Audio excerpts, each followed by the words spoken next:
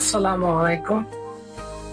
আজকে একটু অন্যরকম ভাবে এক্সাইটমেন্ট, মানে খুব উত্তেজিত বলা যায়। আমি খুব খুশি, কারণ গত 2 দিন বা 3 দিন আগে ডেট দিচ্ছে। ডেট বলতে হলো কোরিয়ান, যে ভাষা পরীক্ষা দিচ্ছে তার মেডিকেল ডেট। কোরিয়ার পরীক্ষাটা দিচ্ছি আমি 24 সালে, প্রায় 1 বছরের ঊর্ধ্বে হয়ে গেছে অপেক্ষা করতেছি জাস্ট মেডিকেলের জন্য। এখন বলার কারণ হইলে এটা ভাই, যদি আপনি কোরিয়ান ভাষা শিখেন বা শিখতে চান, শিক্ষা কোরিয়া যাইতে ইচ্ছুক, তাহলে অবশ্যই আপনার হাতে সময় নিয়ে আসতে এবং যথেষ্ট ধৈর্য রাখতে। কারণ আপনারা কেউ গ্যারান্টি দিতে পারবো না যে আপনি কোরিয়াতে কখন যাবেন, পাস করার পর।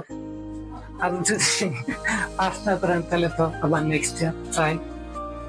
বলার কারণ হইলো আমি গত 24 সালে পরীক্ষা দিচ্ছি, 23 সালে আমি পরীক্ষা দিচ্ছি, বাট 23 সালে আমি ওইভাবে কাঙ্ক্ষিত ফলাফল অর্জন করতে পারিনি, যেরকম 24 সালে আমি রিটার্ন পরীক্ষা দিচ্ছি।